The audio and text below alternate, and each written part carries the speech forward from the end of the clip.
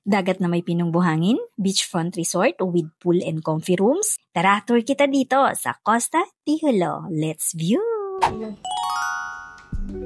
Ooh. Nice.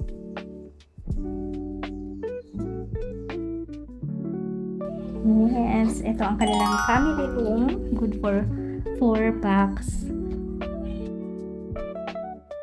So, ito yung CR nila.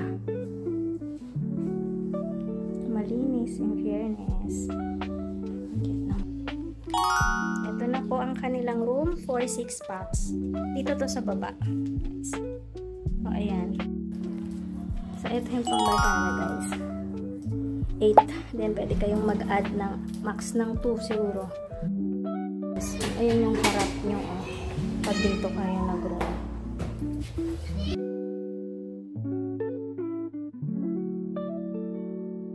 Ito naman yung style niya. 10 packs. Malaki yung bed nila, tsaka sobrang comfy. Ayun. Tapos, may ano na kayo dito. 4, 6 na upuan. Plus na lang ito. Ito yung Villa 4. So, pagka nag-ano kayo, rent kayo ng Villa 4, ito yung kasama. So, dito yung 4, tapos aakyat yung remaining. Total of 17 packs. Okay. Okay lang ang taso kayo. Okay. Thank you. So, ito.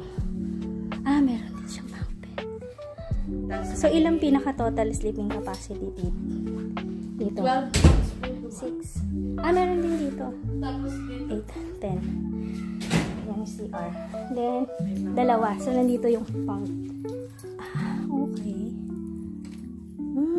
Then, ito yung window na tapat dyan sa dagat. Same din yung sa kabila. Ganito din yung pinaka-ano niya. Ayan, o. 17 din yan, guys. Yung katapat niya na yan. Villa 2. Cool. Villa. Pagka ano daw, peak season, dalawa yung gas dito. Magpa-plus kayo ng 400. Para makapagluto sa common kitchen.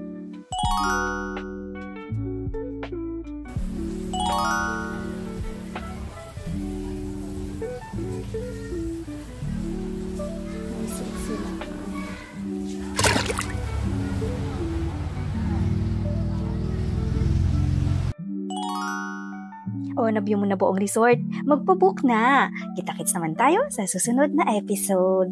Bye!